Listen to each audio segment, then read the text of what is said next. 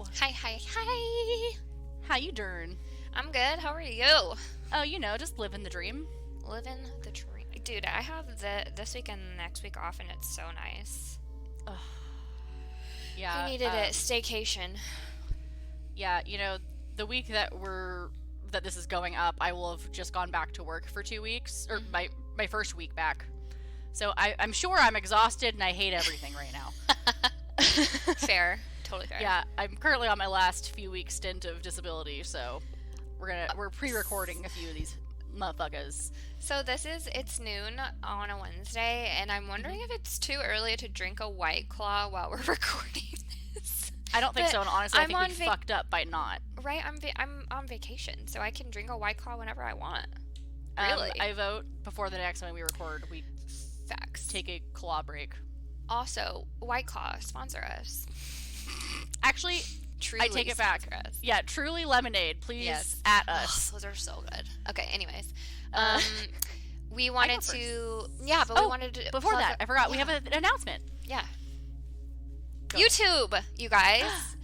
So we're planning on launching, which we mentioned in the last episode at the end, but we are recording this as we record, so video recording. So you can, we're going to put this up on YouTube. If you are one of those people who like to watch something while you're listening, we'll hopefully be up there. And then I think what we're going to start doing as well is record 60 seconds of some of our cases and then post them on TikTok. So if you're a TikToker, try to go follow us, because some people also find that really interesting. Trying to sprinkle a little bit in there for everybody. Exactly. TikTok might not be up and going yet by the time you listen to this episode, because I have to learn how to use it. Yeah, I have never TikTok, so I really couldn't tell you. Yeah, I've done 2, but it can be a process. So I might try one after we're done recording and just see how it goes. But yeah, so that's that. That's our announcement. Yes. And then now Jamie's going to jump into her case. Yeah, because I just got so fucking excited that I wanted to get into it a minute ago, but then I forgot about our exciting announcement. We had an announcement. It's pretty exciting. Yeah, we technically already have a YouTube channel, and our podcasts are on there, but they're only audio. Yeah, so this will have video too, and I put makeup on for you guys. I straightened my hair. Yeah, me too. And I put look at this cute ass sweater I got from Amazon. I got my sweater from my sister-in-law. I like it. I like yours too. She crushed it. Oh my god. I'll talk about that at the end. Never mind. Put it in your dicking off notes. Yes. Okay. So, my case, again, I initially found it on Reddit, but then I found a bunch of articles and a Charlie Project link as well for this. So all that will be in the show notes for now, and then when our website is hopefully up in a few weeks, if it's not, in its infant stages already, it'll be up there. And we're just about our website. We're going to put our most recent cases on there, but we will be working to put all of our cases up there. Yeah, it'll just be a work in progress. Yeah, so it'll just be not an immediate thing. It'll be, yeah. Well, I mean, a process. We have, a lot 60 some odd regular episodes, and that's a lot of people. Yeah. And that's a lot of fucking work. We've covered serial killers. There's a lot of victims, and we don't, like I said, we don't give a shit about the serial killers. We care about the victims. So we want to make sure everybody's up there, but it'll be a process. Because I have a full-time job and another job on the side. So, anyway. Shame. So, living the dream. We're hustling. Yep. So, this is the mysterious disappearance of Ermelinda Angelica Alvarado. She was a 33, mother of 8 from Merced. Oh my god, California. I've done this one before. Are you fucking me right now? No, I'm not fucking you. I hate it here. I've definitely done this one before. I'm so sorry. We need to update our spreadsheet. We do need to update our spreadsheet. In that case, I do have another case. So okay, just good. kidding. Ha ha ha ha ha ha. Yeah, I will not be talking about Ermelinda today. I mean, you can redo it, put your own spin on it, babe, but Yeah, fuck it. I'm gonna do that. I'm gonna just double check to make sure on our dashboard. So I'm gonna clicky click. You might hear it, and you might not. Do some clicky clacks. But go ahead and you hit it. Yeah. I just got so excited because I saw it was from Merced because it's close. I know. Yeah. Well, also this one's like wild. So Yeah, I've absolutely done this one. I did it on this episode titled "This Is Weird." It was from September. Motherfuck. So it's like recent too. Or I like weird. Excuse me. Yes, it's kind of recent. Damn it was it. weird though. It is weird. Well, okay, whatever. I'm gonna just do it. Like we're here. If you listen to this already, just fast forward. It's fine. Yeah, and you know, just remember that Jaymie is a fucking dumbass. No, you're not. We just haven't updated the spreadsheet, so that's our bad. That's my bad. It's my fault, but it's it's fine. It's all fine. Just we're different people. We have different twists, so hit it. Yes. So, mother of 8 from Merced when she went missing in April of 2019. She was reported missing by her husband Jose Alvarado on April 10th after he returned home from a business trip to Austin, Texas. And both he and Ermelinda's sister had gotten some peculiar phone calls from her right before she went silent. So, gonna backtrack a little to when Jose was dropped off at the airport in Fresno by Ermelinda around 8 a.m. on April 8th before his 9 a.m. flight to Austin was set to depart. The last time they had spoken was the last time they had spoken before she went missing was 2 days following around 2:30 in the morning when Ermelinda had told Jose that she wanted to see him and was planning on driving to Austin to come and be with him. That's such he told a drive, her that dude. wasn't Yeah, that would take 3 days. right. Like fuck that. Yeah. He told her that wasn't necessary and that he would be home later that day and that she needed to stay in Merced so she could pick him up from the airport because you know that makes fucking sense. Right. So yeah, that's like red flag number 1. Yeah. According to Jose, the conversation had only lasted about 5 minutes and that she had been very emotional. When he arrived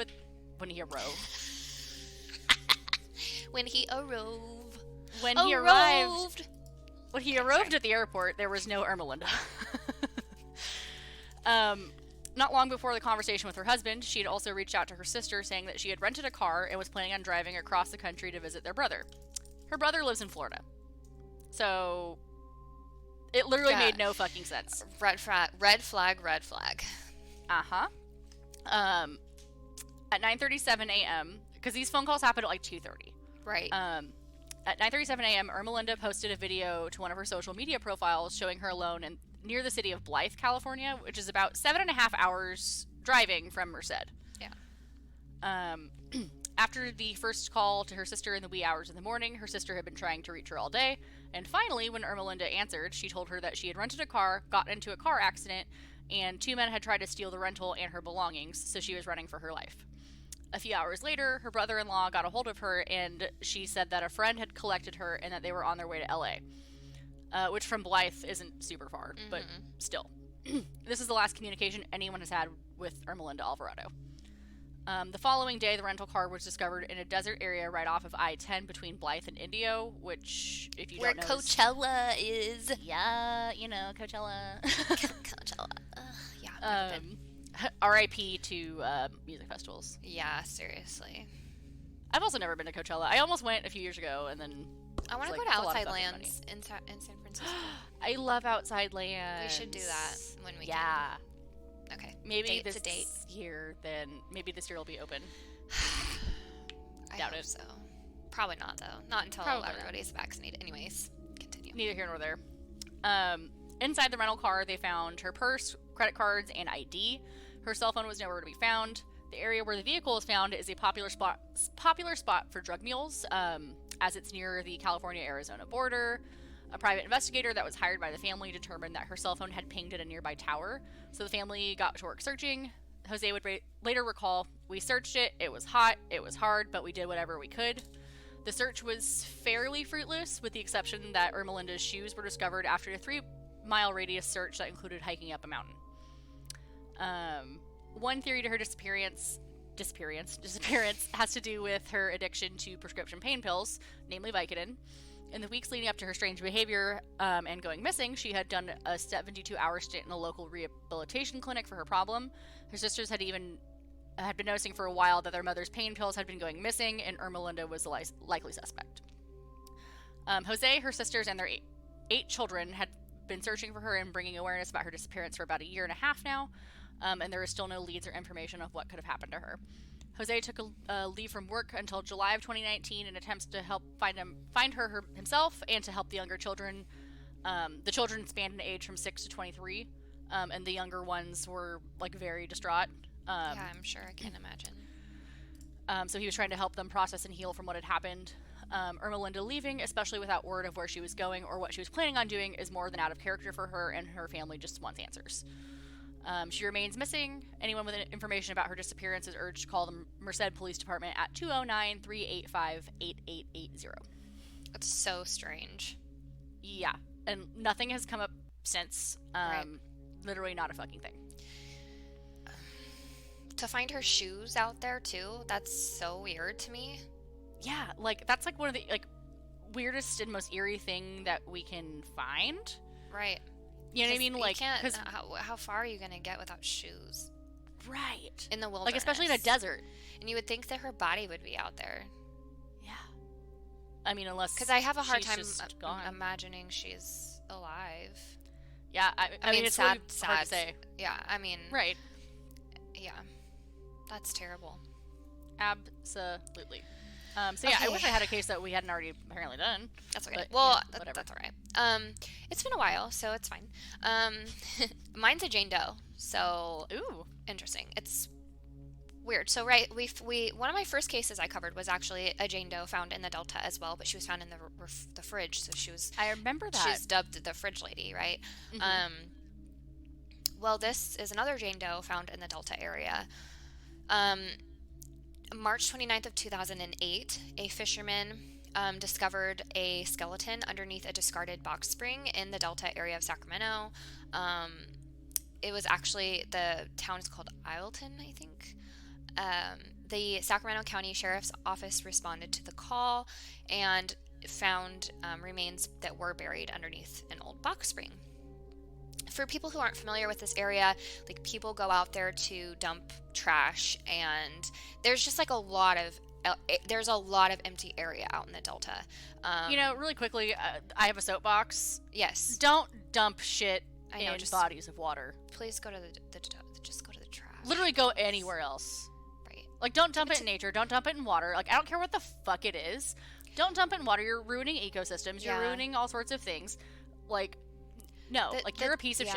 The Delta is actually, like, really important body of water for the state of California, and if you are Californian, you know that, like, we're often in droughts. It's, like, a big thing. So, like, yeah, really, seriously, please don't do it.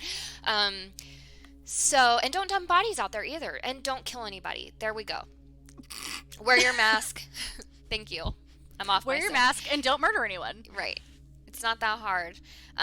Mickey Lynx is the investigator, or was the investigator on this. I think she came back actually from retirement to head up a cold case division for Sacramento County. That's cool. Yeah. So, I mean, we stan a badass woman, okay? We stan a bad bitch.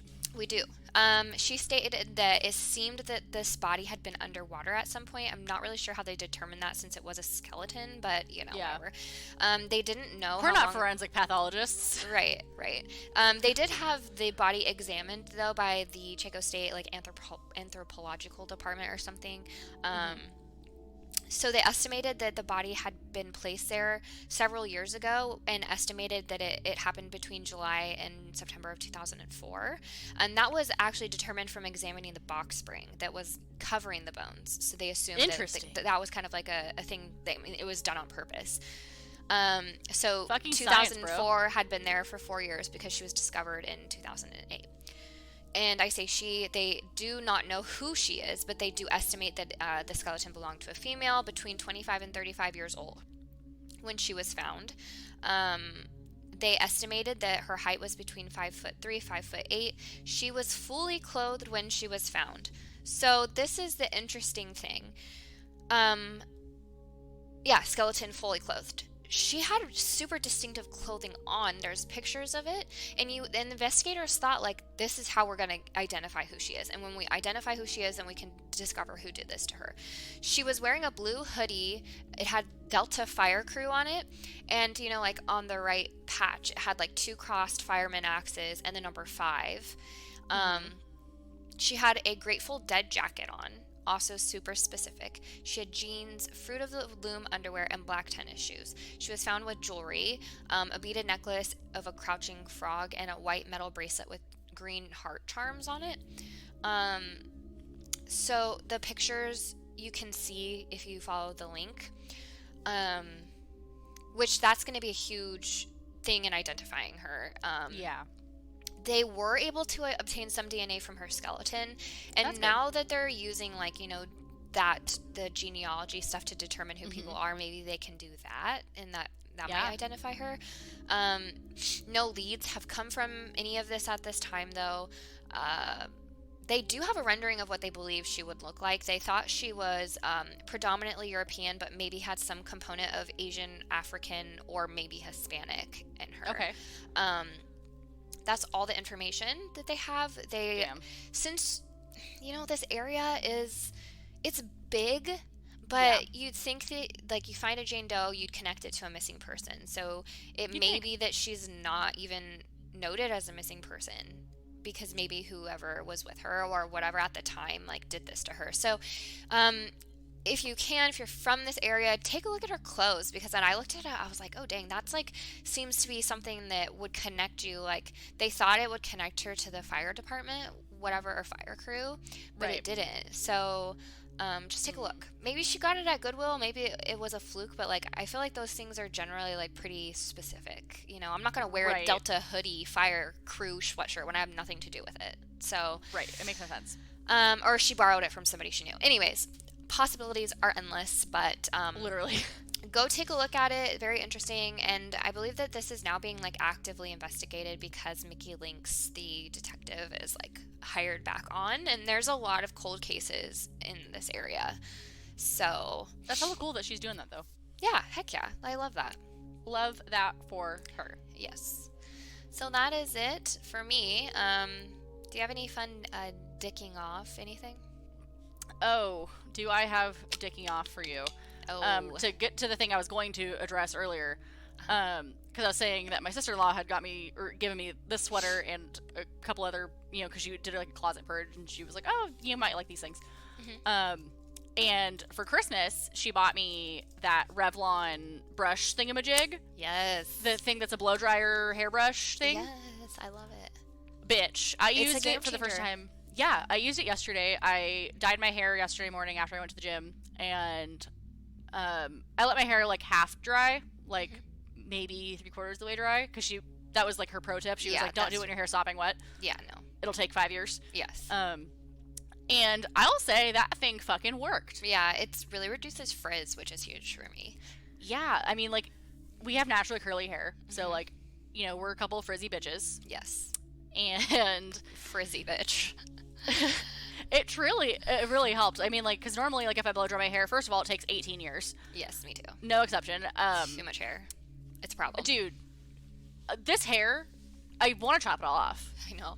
Once my hairdresser opens up, I'm going to get my hair cut. Every night, Emerson sits there and pulls my hair out when she doesn't want to fall asleep, and it sucks. It hurts. At least it's not to your waist. Mine almost is. I mean, yeah, yours is really long, though. Mine's... Oh, damn, yours did get long. Yeah, it got hella long. It's too long. Anyways. Yeah, so even with the Revlon thing, it did take a minute to dry my hair, but, like, not nearly as long as it, like, would have normally have. Yeah. And it, like, blows it straight. It does, and that's really helpful when you're, like, go to do it. Yeah, like, because again, if you don't want to do it, you don't have to either. Yeah, if I wanted to blow dry my hair and then straighten it, it would normally probably take me upwards of an hour and a half to 2 hours. Yeah. Same. To do both of those things, like, back to back. Like an hour for me. Yeah. And this, it took me maybe 15 minutes to blow it, like, and get it all, like, dry. I saw the look on your face. Sorry. Took me 15 minutes to blow it, and then... and then it was, like, it was actually, like, really straight. And then this morning I touched it up just a little bit with a straightener just because, you know, like, overnight, like, it gets a little, like... wavy. I also threw it in a ponytail yesterday because I got a little warm at one point. So I had a ponytail. I really like your dye job. Looks good. Thank you. Thank you. Thank you. Not so bad for some shit I got at Sally's. No, you do a really good job. Thank you. My bathroom is covered in red shit, so it was so funny. this morning Zach was like, it looks like somebody got murdered. And I was like, well. Well, it was my hair, but. Yeah. Sorry, not sorry. So that's my fun and fresh thing was that Revlon doohickey. Heck yeah. I know it's like not like our normal, what we would share, but. Yeah. Well, so I'm trying to think of like what mine would be, but I just don't know. I just don't really have like. Can I choose for you? On. Yeah. I really like those earrings that you posted on Instagram today. Oh, thank you. At least the day we're recording this. Sure, let me show. One of her like flagship designs, the Emerson, is normally a like predominantly black with white and gold, which is on the screen now if you're watching the YouTubes. But she made a like mostly white version, and it looks so good. They're fucking cool. Thank you for reminding me, because this morning I got posted or reposted on like an Instagram like beaded jewelry designer page. What? That has like thousands of followers, so I've gotten like some influx of followers after that, which is really cool. That's awesome. Yeah, so that feels good. I took a break from that too. I mean, we took a break off the podcast. I took a break off of my earrings. I was just feeling like very uninspired. And so this week has been like really nice because we've had some business meetings and brainstorming stuff, and we've got like some cool stuff that we're putting into action. And so I've kind of been like re-inspired for my earrings. So that's been cool. Yeah. And I know you were saying that you had some orders, so you're working on those. And Yep. So, and like I decided to change the way I'm like doing my shop. So I'm going to do like I'm going to do some new designs and then drop them like a couple pairs at a time. Oh, nice. So yeah, hopefully it'll be cool. Yeah. So check out Jess's Etsy, and Ivor, and the Instagram for that and all that. And make sure you also check out other Hot for Content shows. My other podcast that I do is Why Do You Like This with friend of the show Jackson Bishop. Yep. And my husband hosts a podcast that has kind of like a rotating host situation, but like 99% of the time it's Jackson. Yeah. And it's called Weekend Plans. So make sure you check those out as well. And yeah. I think that's kind of our whole wad for this week. Yep. We'll be back on Wednesday with a recap, some more unsolved mysteries coming at ya. Yes. Watch it if you haven't. Yeah, make sure you're caught up because we have feelings. Yes. As we always do. We have a lot of feelings. They're not always about true crime things, but true. When we're on this podcast, it is. Absolutely. Okay, well, thanks, guys. I'm Jessica. And I'm Jaymie. Okay. And this was Hot for Justice. Yeah. Toodles. Bye.